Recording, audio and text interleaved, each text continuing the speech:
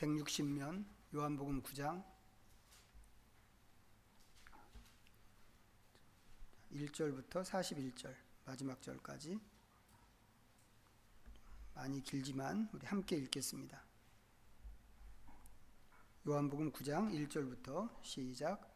예수께서 길을 가실 때에 날 때부터 맹인된 사람을 보신지라. 제자들이 물어 이르되 랍비여, 이 사람이 맹인으로 난 것이 누구의 죄로 인함이니이까? 자기니이까 그의 부모니이까? 예수께서 대답하시되 이 사람이나 그 부모의 죄로 인한 것이 아니라 그에게서 하나님이 하시는 일을 나타내고자 하심이라. 때가 아직 낮음에 나를 보내신 이의 일을 우리가 하여야 하리라. 밤이 오리니 그때는 아무도 일할 수 없느니라. 내가 세상에 있는 동안에는 세상의 빛이로라. 이 말씀을 하시고 땅에 침을 뱉어 진흙을 이겨 그의 눈에 바르시고 이르시되 실로암 못에 가서 씻으라 하시니, 실로암은 번역하면 보냄을 받았다는 뜻이라. 이에 가서 씻고 밝은 눈으로 왔더라. 이웃 사람들과 전에 그가 거린인 것을 보았던 사람들이 이르되 이는 앉아서 구걸하던 자가 아니냐. 어떤 사람은 그 사람이라 하며 어떤 사람은 아니라 그와 비슷하다 하거늘 자기 말은 내가 그라 하니, 그들이 묻되 그러면 내 눈이 어떻게 떠졌느냐. 대답하되 예수라 하는 그 사람이 진흙을 이겨 내 눈에 바르고 나더러 실로암에 가서 씻으라 하기에 가서 씻었더니 보게 되었노라. 그들이 이르되 그가 어디 있느냐. 이르되 알지 못하노라 하니라. 그들이 전에 맹인이었던 사람을 데리고 바리새인들에게 갔더라. 예수께서 진흙을 이겨 눈을 뜨게 하신 날은 안식일이라. 그러므로 바리새인들도 그가 어떻게 보게 되었는지를 물으니 이르되 그 사람이 진흙을 내 눈에 바르매 내가 씻고 보나이다 하니, 바리새인 중에 어떤 사람은 말하되 이 사람이 안식일을 지키지 아니하니 하나님께로부터 온 자가 아니라 하며, 죄인으로서 어떻게 이러한 표적을 행하겠느냐 하여 그들 중에 분쟁이 있었더니, 이에 맹인되었던 자에게 다시 묻되 그 사람이 내 눈을 뜨게 하였으니 너는 그를 어떠한 사람이라 하느냐. 대답하되 선지자니이다 하니, 유대인들이 그가 맹인으로 있다가 보게 된 것을 믿지 아니하고 그 부모를 불러 묻되 이는 너희 말에 맹인으로 났다 하는 너희 아들이냐. 그러면 지금은 어떻게 해서 보느냐. 그 부모가 대답하여 이르되 이 사람이 우리 아들인 것과 맹인으로 난 것을 아나이다. 그러나 지금 어떻게 해서 보는지 또는 누가 그 눈을 뜨게 하였는지 우리는 알지 못하나이다. 그에게 물어보소서. 그가 장성하였으니 자기 일을 말하리이다. 그 부모가 이렇게 말하는 것은 이미 유대인들이 누구든지 예수를 그리스도로 시인하는 자는 출교하기로 결의하였으므로 그들을 무서워함이로라. 이러므로 그 부모가 말하기를 그가 장성하였으니 그에게 물어보소서 하였더라. 이에 그들이 맹인이었던 사람을 두 번째 불러 이르되 너는 하나님께 영광을 돌리라. 우리는 이 사람이 죄인인 줄 아노라. 대답하되 그가 죄인인지 내가 알지 못하나 한 가지 아는 것은 내가 맹인으로 있다가 지금 보는 그것이니이다. 그들이 이르되 그 사람이 내게 무엇을 하였느냐. 어떻게 내 눈을 뜨게 하였느냐. 대답하되 내가 이미 일렀어도 듣지 아니하고 어찌하여 다시 듣고자 하나이까. 그의 제자가 되려 하나이까. 그들이 욕하여 이르되 너는 그의 제자이나 우리는 모세의 제자라. 하나님이 모세에게는 말씀하신 줄을 우리가 알거니와 이 사람은 어디서 왔는지 알지 못하노라. 그 사람이 대답하여 이르되 이상하다. 이 사람이 내 눈을 뜨게 하였으되 당신들은 그가 어디서 왔는지 알지 못하는도다. 하나님이 죄인의 말을 듣지 아니하시고 경건하여 그의 뜻대로 행하는 자의 말은 들으시는 줄을 우리가 아나이다. 창세 이후로 맹인으로 난 자의 눈을 뜨게 하였다 함을 듣지 못하였으니 이 사람이 하나님께로부터 오지 아니하였으면 아무 일도 할 수 없으리이다. 그들이 대답하여 이르되 내가 온전히 죄 가운데에서 나서 우리를 가르치느냐 하고 이에 쫓아내어 보내니라. 예수께서 그들이 그 사람을 쫓아냈다 하는 말을 들으셨더니 그를 만나사 이르시되 내가 인자를 믿느냐. 대답하여 이르되 주여 그가 누구시오니이까. 내가 믿고자 하나이다. 예수께서 이르시되 내가 그를 보았거니와 지금 너와 말하는 자가 그이니라. 이르되 주여 내가 믿나이다 하고 절하는지라. 예수께서 이르시되 내가 심판하러 이 세상에 왔으니 보지 못하는 자들은 보게 하고 보는 자들은 맹인이 되게 하려 함이라 하시니 바리새인 중에 예수와 함께 있던 자들이 이 말씀을 듣고 이르되 우리도 맹인인가? 예수께서 이르시되 너희가 맹인이 되었더라면 죄가 없으려니와 본다고 하니 너희 죄가 그대로 있느니라. 아멘. 예, 말씀으로 들어가기 전에 우리 몇 가지 좀 복습을 하고 갔으면 좋겠습니다. 사순절을 시작하면서 광야 얘기 했죠. 예수님께서 들어가신 광야였는데 예수님께서는 이제 우리를 위해서 광야에 들어가셨고 또 우리를 대신해서 들어가셨습니다.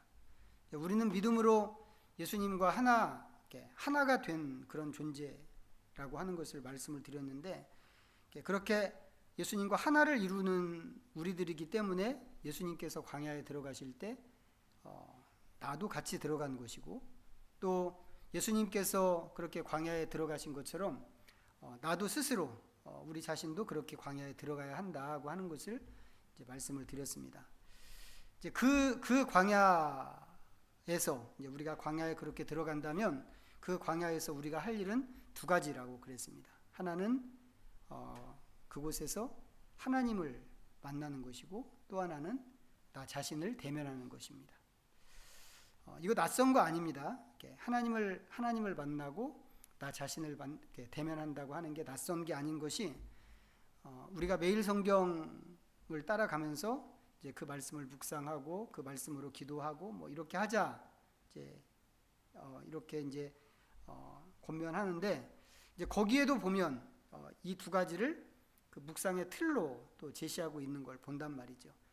오늘 읽은 이 말씀에서 발견하는 하나님은 어떤 분인가, 또 이 말씀이 나에게 주는 교훈은 무엇인가, 이렇게 되어 있습니다. 이런 걸 보면 광야에서 하나님을 만나고 또 나를 대면한다고 하는 것이 낯선 일은 아닐 뿐만 아니라 오히려 하나님을 신앙하는 그 과정, 그 길목에서 취할 수 있는 보편적인 틀이라고 하는 것을 우리가 생각하게 됩니다. 그런데 오늘을 포함해서 지난 4주 동안 읽은 복음서 말씀이 어떤 말씀인가 하면, 광야에서 해야 하는 이 두 가지, 하나님을 만나고 나를 대면하는 그 두 가지와 관련된 말씀이었습니다. 어떻게 관련이 있나요? 처음에 시작할 때 탕자 이야기부터 시작했습니다. 탕자 이야기하고 사마리아 여인 이야기, 이 두 개는 하나님을 만나는 이야기였죠.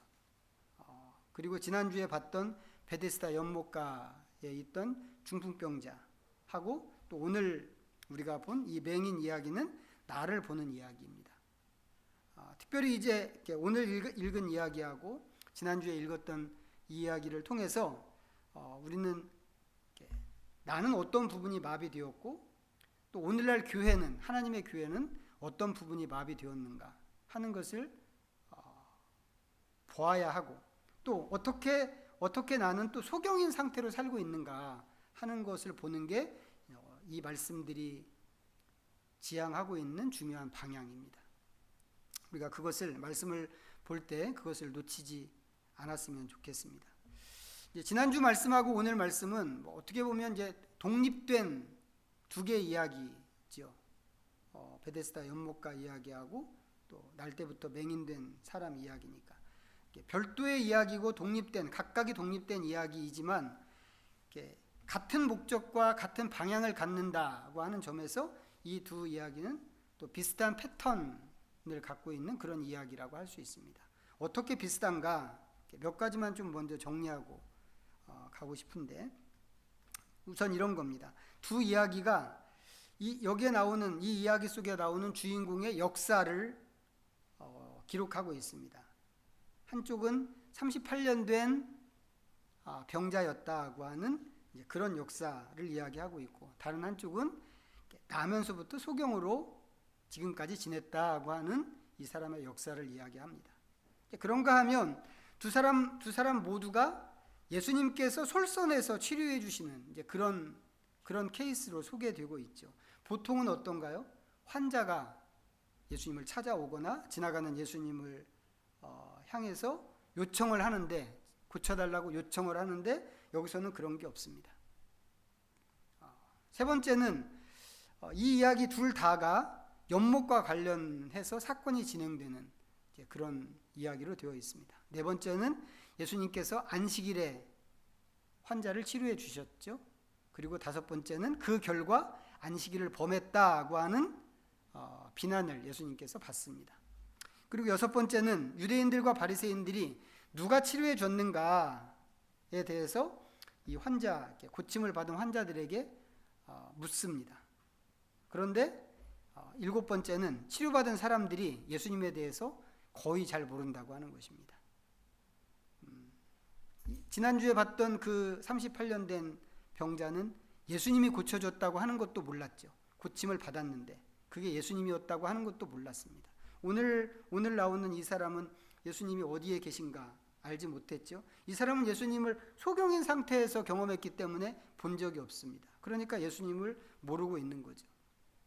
그게 일곱 번째. 자, 여덟 번째는 예수님께서 두 경우 모두 나중에 찾아가셔서 이 사람들을 믿음으로 초대하시는 그런 대목이 또 있고, 아홉 번째는 이제 약간 이거는 반대의 관점인데, 한쪽에서는 예수님께서 죄와 고통이 서로 관계가 있는 것처럼 말씀을 하셨어요. 지난주 경우에. 그런데 오늘 경우를 보면 죄와 고통은 상관이 없는 것처럼 또 말씀을 하십니다.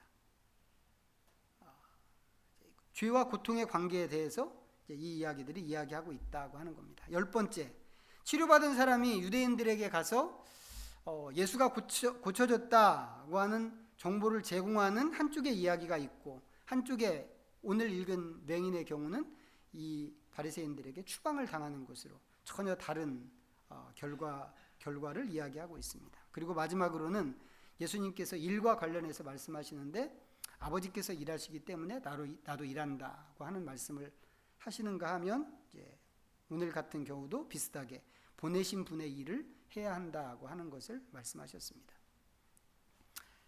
패턴이 유사하죠. 이 두 이야기가 이렇게 진행되는 패턴이 되게 유사합니다. 초대교회가 이 두 이야기를 이 시기에, 이 사순절 기간에 연거퍼서 주일 복음서 말씀으로 연거퍼서 읽게 했던 이유가 바로 이런 것 때문이 아닐까 생각해 봅니다. 비슷한 패턴으로 진행되는 이야기이기 때문에 그것 좀 우리가 생각하면 좋겠습니다. 자, 이제 말씀으로 들어가겠는데, 자, 예수님과 제자들이 이제 길을 가십니다. 길을 가시는데 가다가 날 때부터 맹인된 사람을 만났습니다. 그 사람을 본 제자들이 예수님께 질문을 했죠. 선생님, 이 사람이 맹인으로 난 것이 누구의 죄 때문입니까? 자기 죄 때문입니까? 부모의 죄 때문입니까? 우선 눈에 확 들어오는 것이 뭔가요? 제자들은 이 사람을 죄인으로 규정하고 시작한다고 하는 것입니다. 이게 누구의 죄인지는 모르겠지만 죄 때문에 맹인된 것은 분명하다. 이런 생각을 제자들이 갖고 있는 것입니다. 그러니까 오히려 우리 같으면 이 사람은 어떻게 하다가 맹인이 되었을까요? 뭐 이런 거 물어볼 것 같아요. 이 사람이 태어날 때부터 맹인이라고 하는데 선생님 왜 사람에게 이런 일이 생깁니까? 메시아잖아요. 하나님이 보낸 메시아니까 이런 근본적인 질문을 할 수 있을 것 같은데 그런 거 묻지 않습니다. 죄 때문에 이 사람이 맹인으로 태어났다고 하는 것은 제자들에게는 그냥 밑에 깔고 가는 이야기입니다. 자, 이번에는 34절을 한번 볼까요? 다시 34절 말씀. 자, 다시 한번 읽어보겠습니다. 시작. 그들이 대답하여 이르되 내가 온전히 죄 가운데서 나서 우리를 가르치느냐 하고 이에 쫓아내어 보내니라.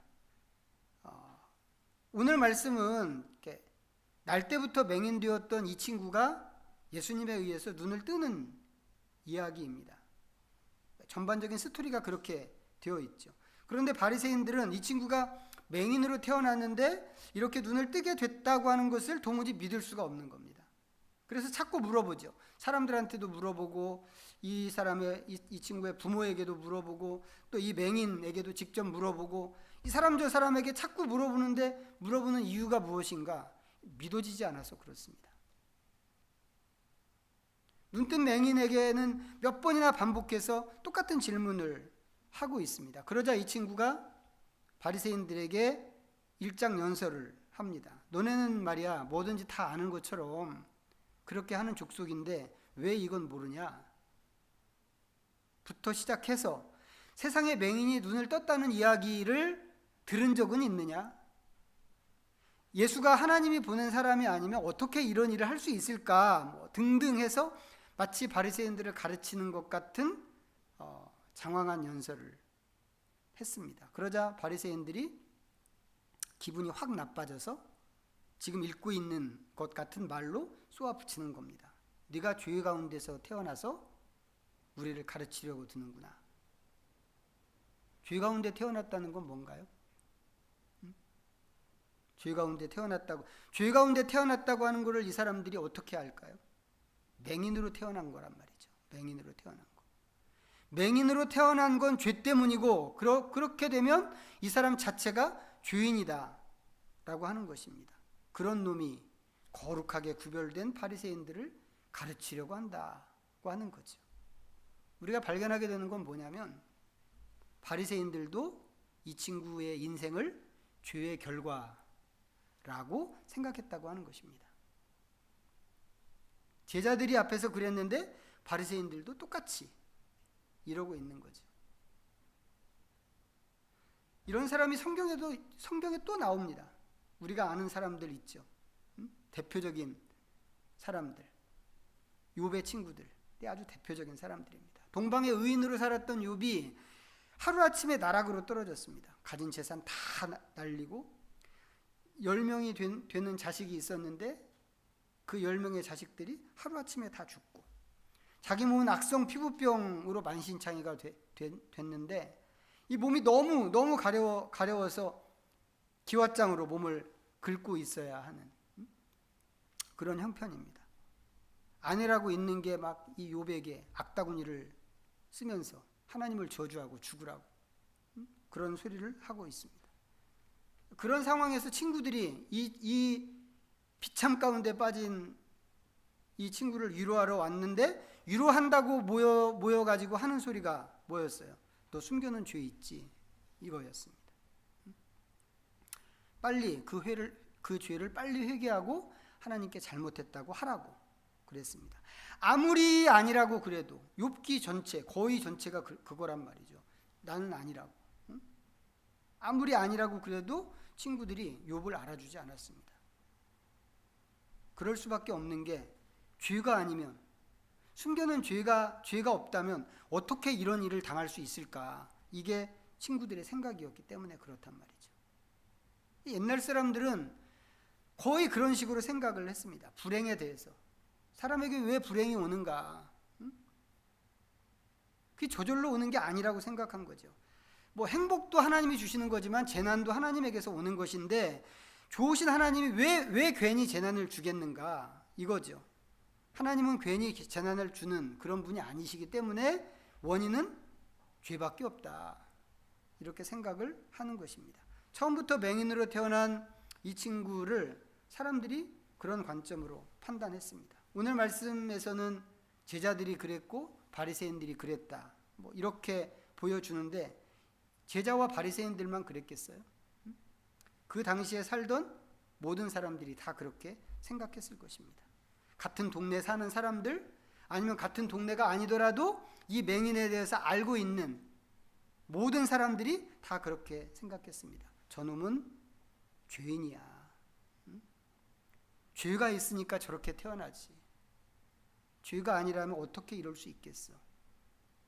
이게 사람들의 생각입니다.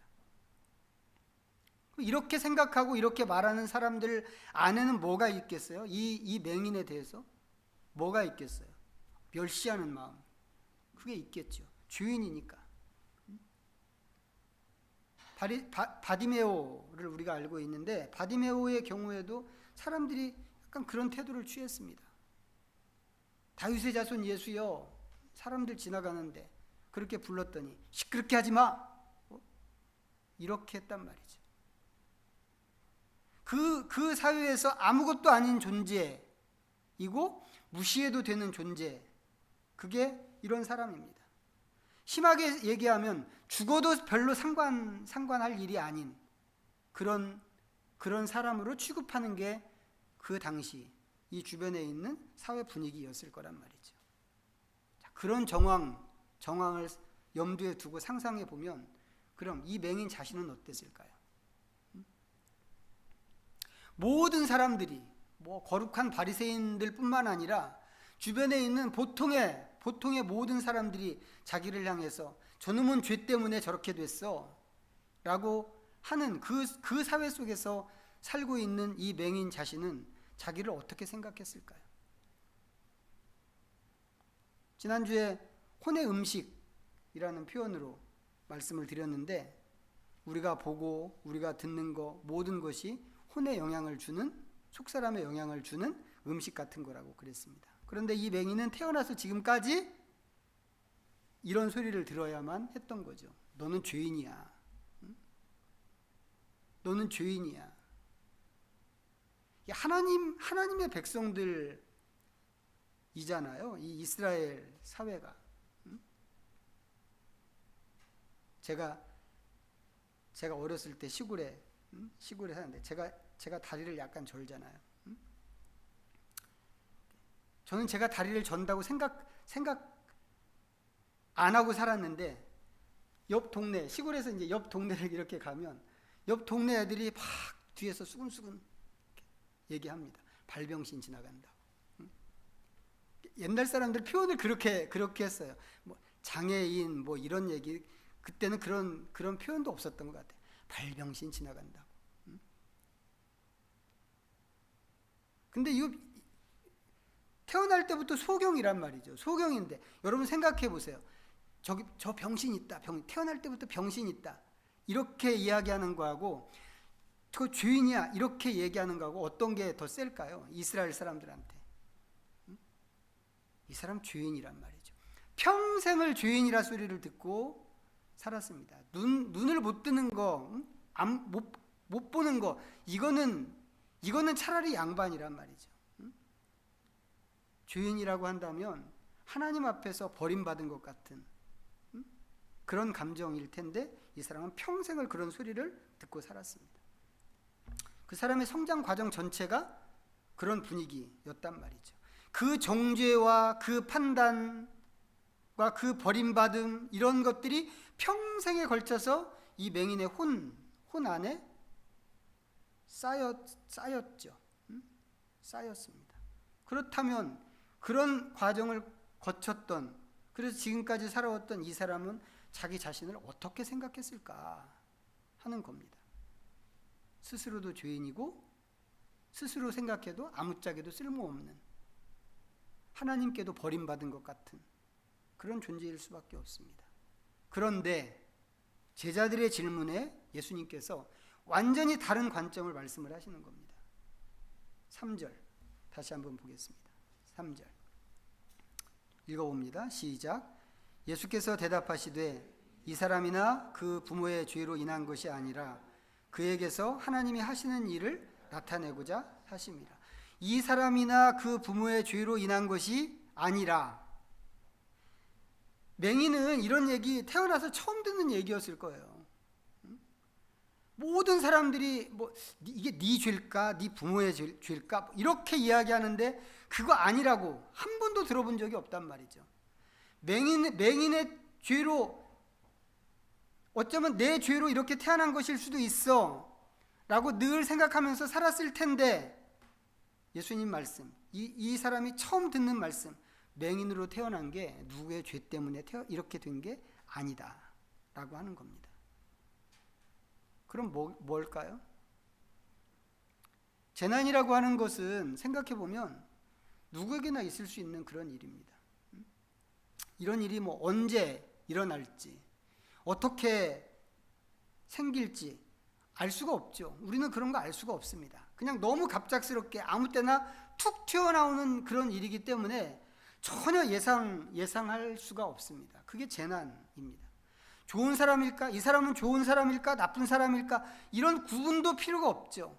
의도치 않게 누구한테든지 일어날 수 있는 일이 재난입니다.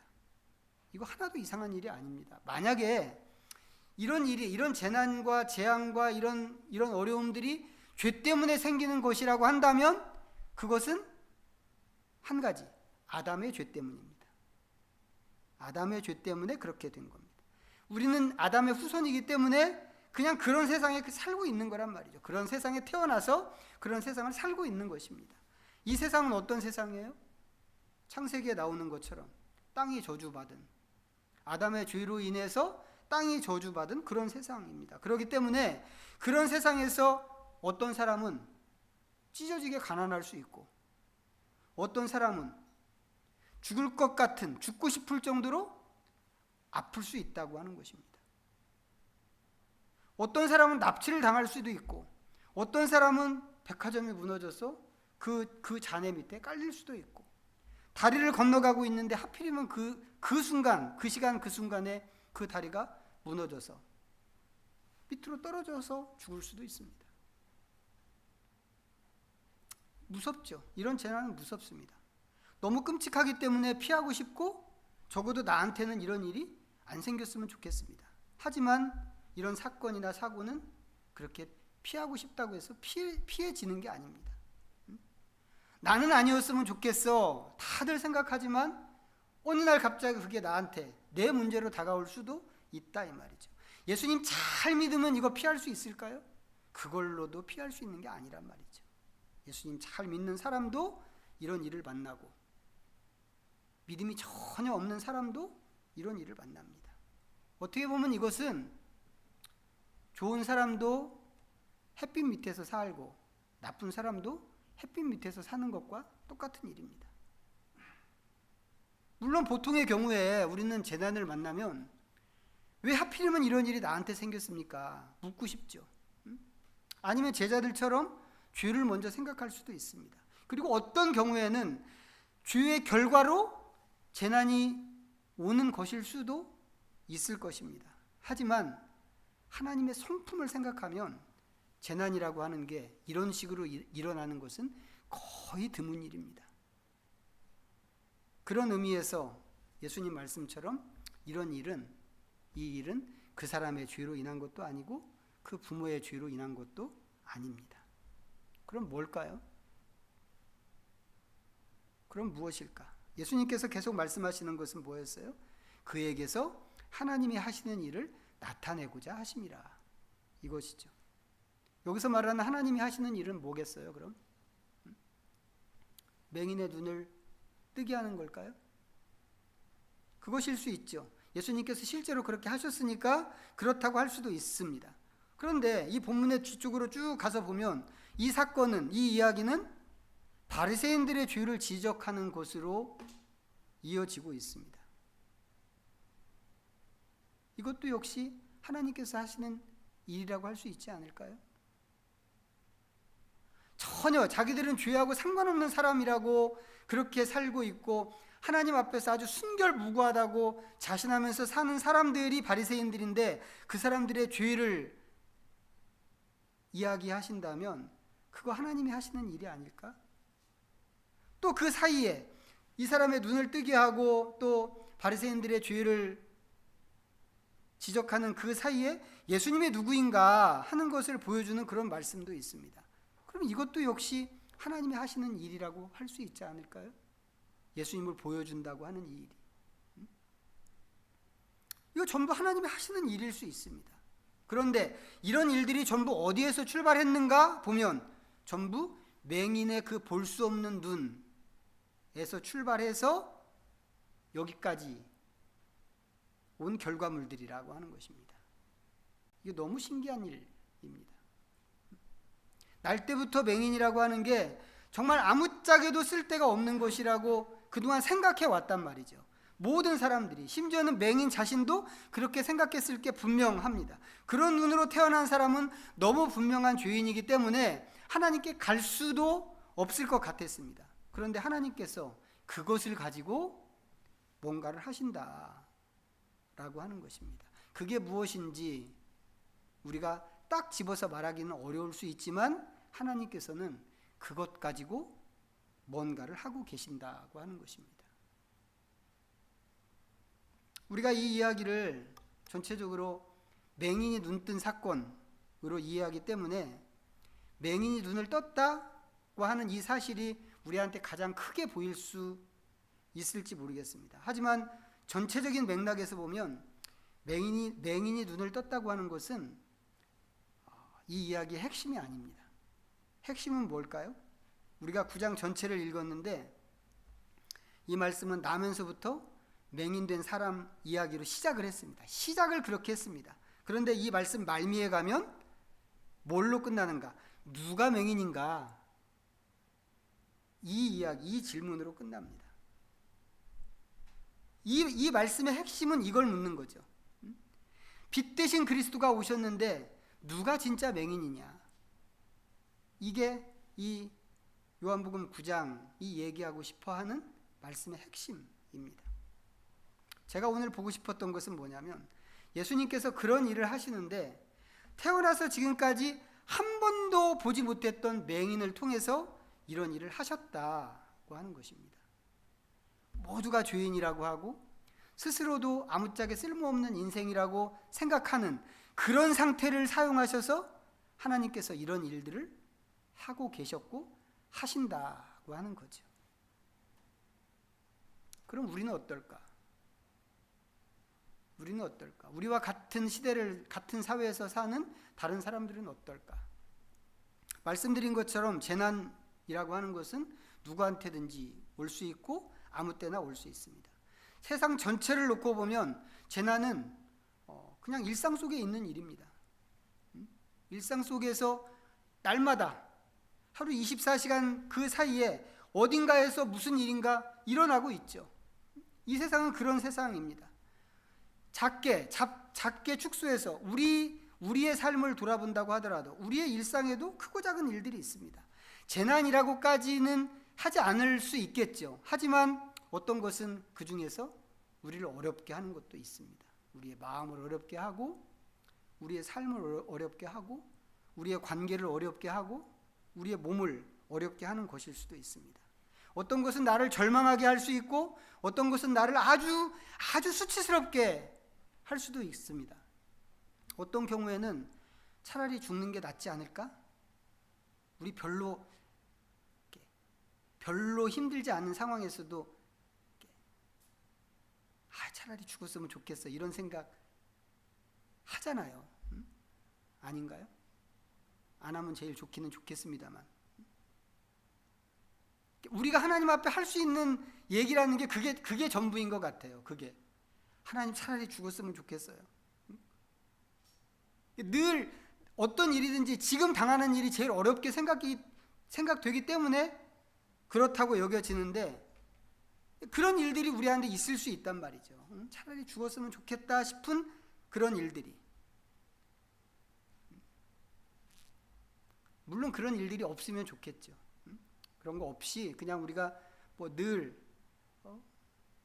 1년 사시사철 늘 행복하게만 살면 더 좋겠지만 그런 일들이 우리에게 없을 수는 없습니다. 우리가 이 세상에서 살아가는 이상 크고 작은 모든 일들이 우리에게 생깁니다. 그런데 오늘 말씀이 우리에게 보여주는 것은 뭐냐면 하나님께서 그런 것조차도 이건 난 너무 수치스러워, 이건 너무 고통스러워, 이건 차라리 죽었으면 좋겠어, 피하고 싶어, 그런 것조차도 하나님께서는 허투루 여기지 않으신다고 하는 것입니다. 오히려 하나님께서는 우리의 모든 처지와 상황을 귀히 여기시고 그것으로 하나님의 일을 하시는 분이다 라고 하는 게 오늘 이 이야기가 보여주고 있는 내용입니다. 우리가 이 사실을 인정했으면 좋겠습니다. 타락한 세상에서 이런 거 인정하는 게 쉽지는 않겠습니다만 하나님께서는 우리의 모든 상황을, 우리의 모든 심정을 하나님의 일에 사용하십니다. 우리가 처한 형편과 상관없이 우리를 그만큼 소중하게, 귀하게 보신다고 하는 그런 뜻입니다. 우리는 그런 것이 하나님의 마음이라고 하는 것을 좀 인정할 수 있어야 되고 마음에 깊이 생각할 수 있어야 되겠죠. 그렇기 때문에 우선은 나 자신을 하나님이 나를 보는 것처럼 나 자신을, 내 형편을 소중하게 여겨야 하고, 또 다른 사람을 볼 때도 그만큼 함부로 판단하지 않고 소중하게 여기는 그런 태도가 있어야 할 것입니다. 오늘 제자들이 보여준 것, 바리새인들이 보여준 것, 이런 게 아니라 하나님께서 이 상황을 통해서 하나님은 어떤 일을 하실 수 있을까? 어떤 일을 하기를 바라실까? 이것이 어떤 결과로 나타나기를 원하실까? 하는 것을 우리가 늘 마음에 두고 그것을 품고 하나님 앞에 기도로 나가고 희망과 기대로 나갈 수 있으면 좋겠습니다. 기도하겠습니다.